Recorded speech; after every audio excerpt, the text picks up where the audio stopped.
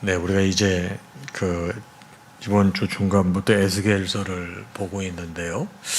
에스겔서가 도대체 어떤 책인가 먼저 간단하게 보고 말씀을 보면 많이 도움이 될 것 같습니다. 에스겔서는 다니엘서와 함께 사실은 예언서이긴 하지만 묵시의 내용을 많이 담고 있는 특별한 예언서가 되겠습니다. 이제 에스겔서 제일 끝 부분이 되게 되면은 이 40장부터 48장까지 보게 되면 새롭게 된 이스라엘의 앞으로 세워지게 될 새 성전에 대한 내용이 쭉 나오게 되는데요. 이 성전을 통해서 이스라엘 백성이 세워질 뿐만 아니라 이스라엘 백성들이 어떻게 쓰임받을 것인지를 아주 밝히 드러내고 있는 내용이 되겠죠. 저희가 22장까지 공부를 했고 23장부터 저희가 새롭게 이제 이번에 보기 시작했는데, 이제 22장의 내용은 뭐냐면은 예루살렘의 죄와 심판에 관련되는 내용이에요. 이 예언서지 않습니까? 전부 이제 이스라엘 역사를 다루고 있고, 바로 이스라엘 백성들의 죄, 또 이제 우상 숭배, 뭐 이런 거 다루고 있는 거예요. 그래서 4장부터 24장까지는 전부 무려 21장에 거쳐서 예루살렘에 대한 하나님의 심판을 얘기하고 있는 거예요. 그리고 25장부터 32장 저희가 이제 지금 보고 있는 거는 바로 이웃 나라들의 심판인데, 어제 같은 경우 보게 되면 암몬이라든가 모압이라든가 에돔, 블레셋 그 심판에 대한 얘기가 나오지 않습니까? 오늘은 제가 이제 두로에 대한 심판 얘기를 할 텐데, 이 두로에 관련된 심판은 26, 27, 28, 29 무려 4장에 걸쳐서 두로라고 하는 나라에 대한 심판의 얘기를 합니다. 두로도 이방 나라, 두로는 지중해 연안에 있는 연안 국가입니다. 아주 무역업이 흥행했던 아주 건강한 아주 튼튼했던 나라가 두로가 되겠습니다. 그 32장까지는 이제 이웃 나라들에 대한 심판 얘기를 하고, 드디어 33장에 가서 바로 에스겔이 네가 파수꾼으로 부름받았다고 하는 내용을 우리가 다루게 됩니다. 그리고 이제 34절부터 39절까지는 물론 이스라엘 역사를 보게 되면 알지만, 항상 하나님께서 이스라엘 백성들이 득죄해서 하나님이 참다 못해 그들을 심판하시고, 근데 하나님 마음이 너무 아파요. 왜? 자녀가 당신이 택하신 백성이기 때문에 그들 다시 일으켜 세우시고 구원하시는, 회복시키시는. 그러니까 이스라엘 역사를 보게 되면은 항상 정반합 같아요. 하나님께서 정말 사랑을 해서 잘 세워주셨는데 그때를 잊어버리고 또 우상 숭배하고 또 죄 짓고 하나님 말씀에 또 상반되는 행동하고, 그럼 주님께 참다 못해 또 심판하시면 또 회개하고 돌아서고, 그러면 또 지나면 또 잊어버리고 맨날 이러고 있는 거죠. 근데 이 에스겔서도 역시 34장부터 39장까지는 이스라엘의 구원과 새롭게 하심을 말해요. 그러면서 40장부터 마지막 48장까지는 이제 성전이 새롭게 만들어진 그 내용을 담고 있습니다. 자, 그래서 이제 22장은 이제 이 4장부터 24장이니까 예루살렘에 대한 이제 심판에 대한 얘기니까요. 22장이 왜 하나님의 심판이 필요했는가를 다뤘어요. 유다가 하나님의 심판, 즉 바벨론의 공격을 피하지 못할 이유에 대해서 22장에 쭉 설명을 했고요. 그게 왜 그랬나? 그 당시 예루살렘의 죄악 상태가 상상할 수가 없어요. 종교적으로 굉장히 심하게 타락했었거든요. 또 이 사람들이 인간 상호 간에 원칙적으로 지켜야 되는 도덕적 또 이 윤리적 규범이 다 파괴가 되었습니다.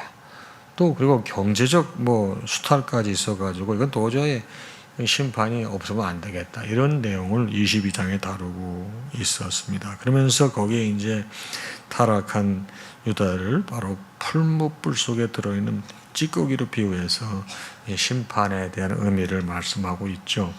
그래서 이제 20장부터 24장까지 보게 되면은 설교가 2편이 있고 비유가 2편이 있고 상징이 4개가 나오는 거예요.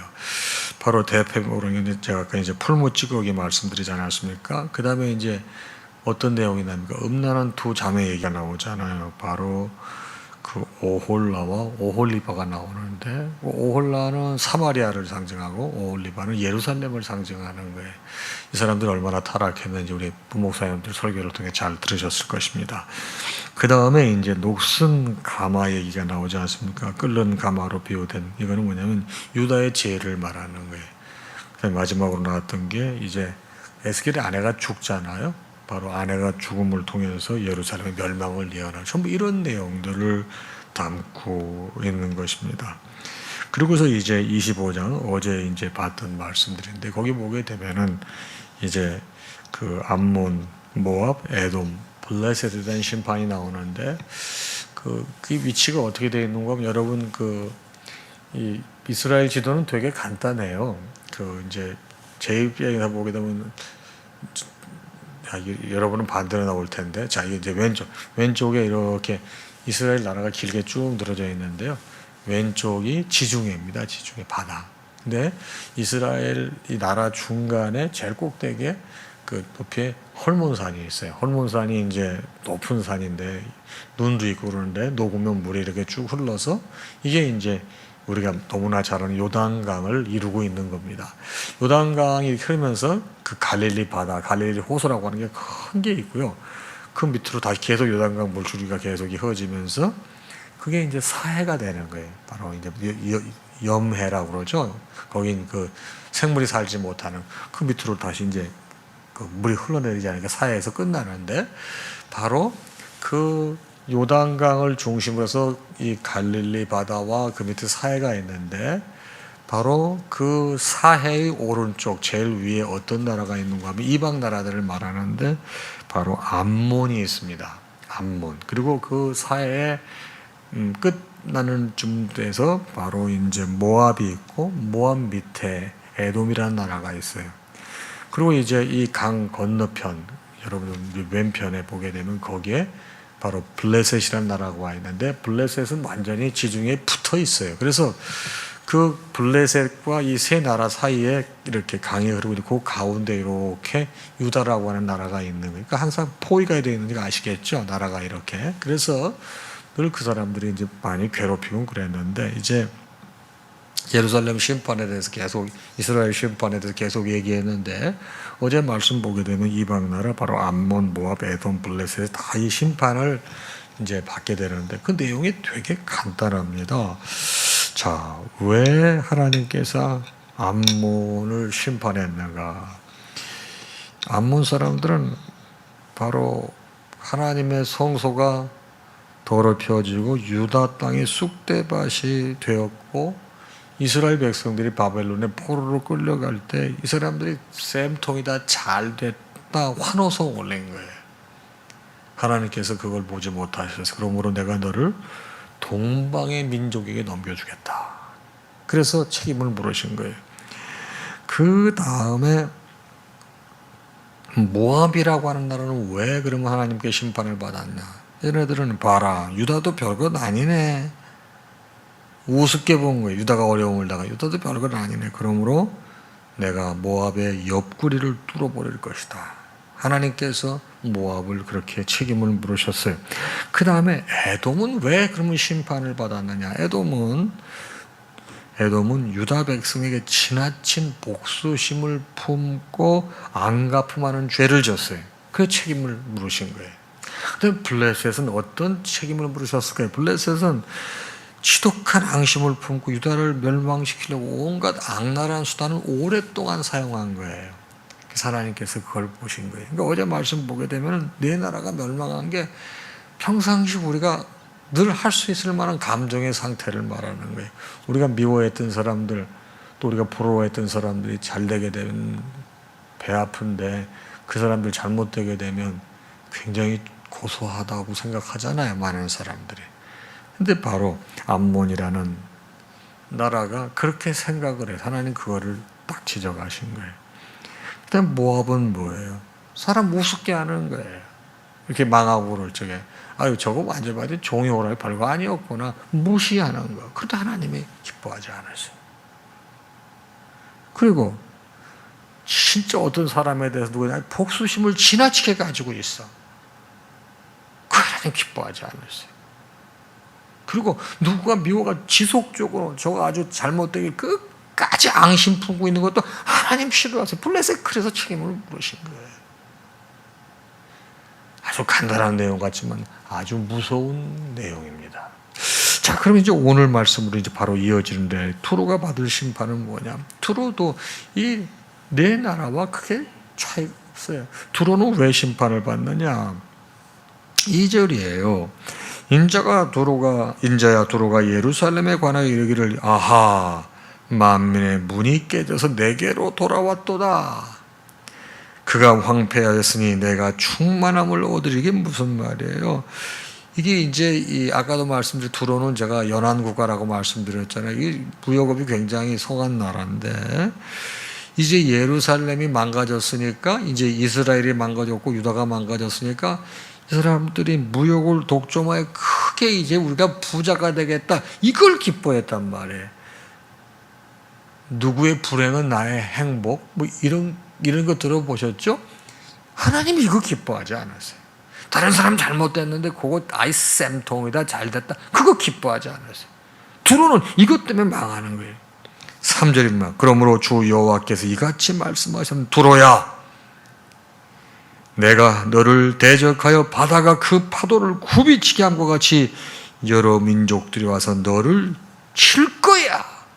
이 사람들은 바다를 끼고 있기 때문에 이 해양 문화가 발달했을 뿐만 아니라 해군력이 강해요. 그런데 가장 강력한 해군력을 가지고 있다고 하는 나라에, 여러분, 항구가 다 무너지고 해안선이 다 이렇게 무방비 상태가 돼서 이방 나라들 와서 아주 쑥대밭 만들겠다는 겁니다.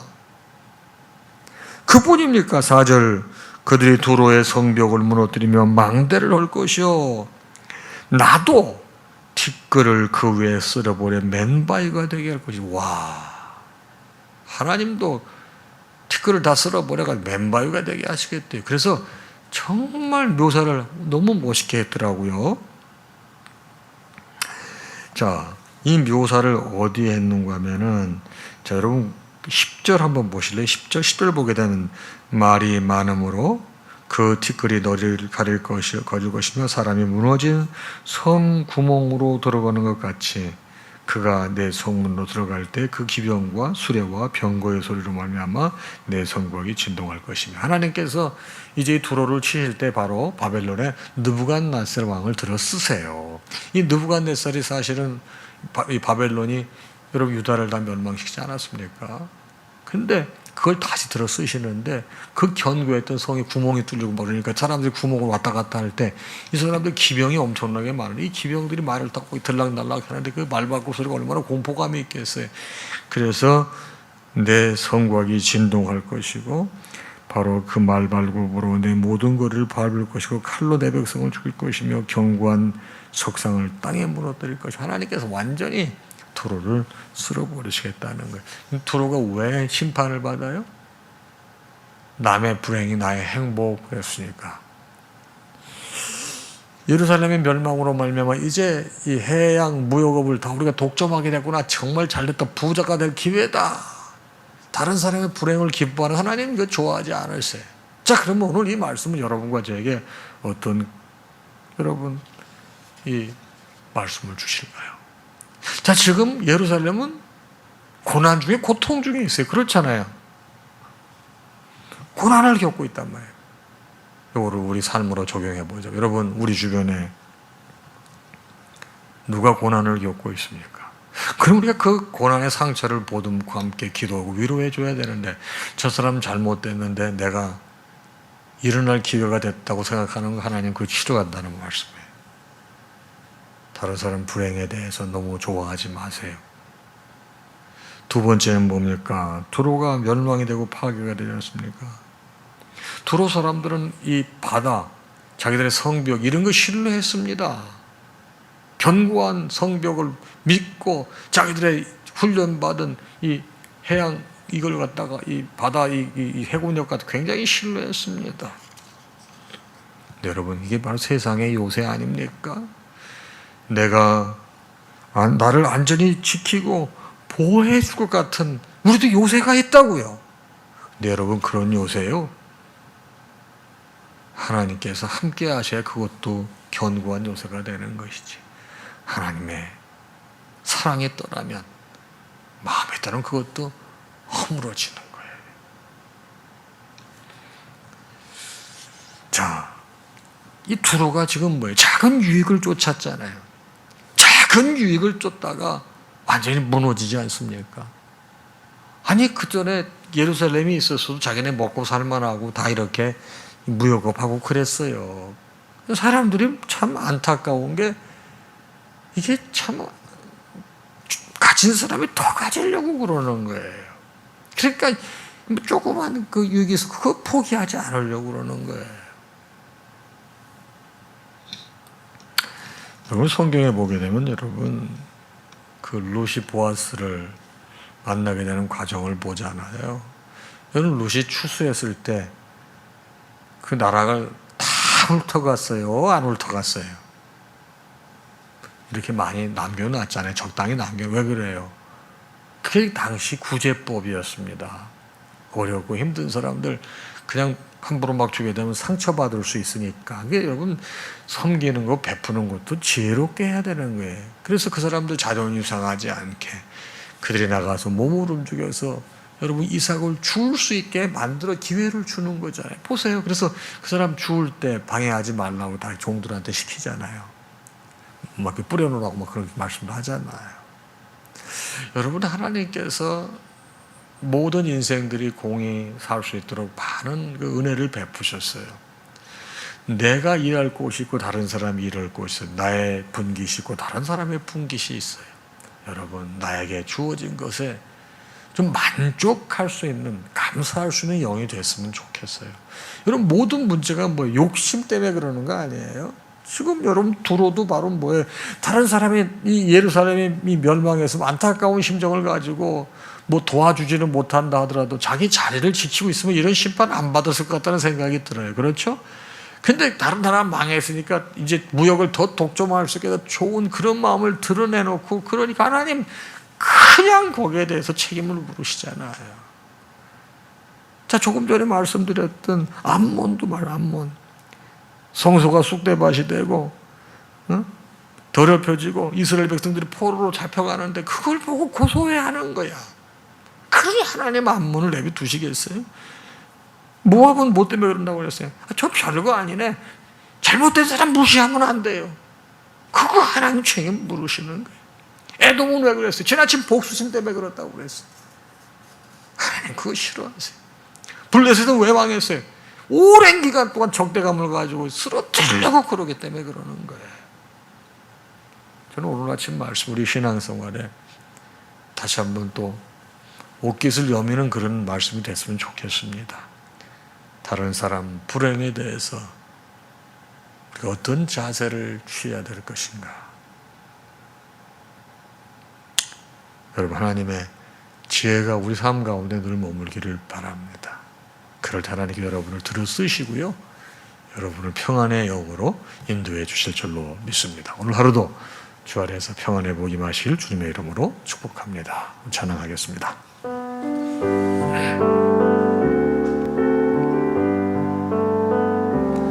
모든 영광 하나님께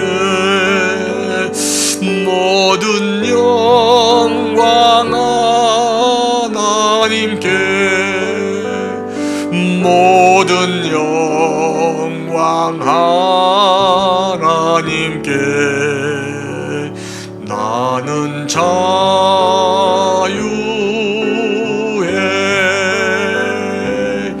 마라나타 주 오신다 마라나타 주 오신다 마라나타 주 오신다 나는 자유해